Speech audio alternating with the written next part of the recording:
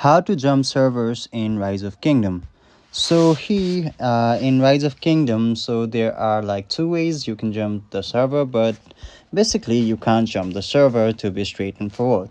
In the early game stages, if you have create a new account or you have logged in just recently, you shall have got a early game jump that's called beginner teleport. So this is what most players mean by jumping server to get a head start of a new kingdom.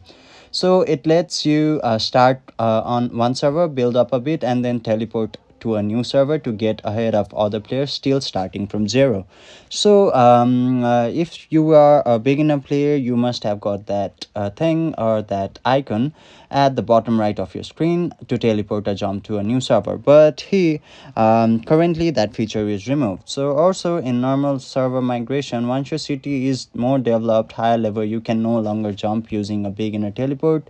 Instead, you should have make sure you have created a beta account that stores your information either in your Google Play, and then once you have got the account, you can simply go ahead and transfer your progress to a new device. But basically you cannot jump server in this game. So beginner teleport is only available for new players, but that's not even available currently. So you can only use beginner teleport once per account, and it expires after a set time. So that expires after a set time. So that's for the video. Hopefully the information still helps. Thank you.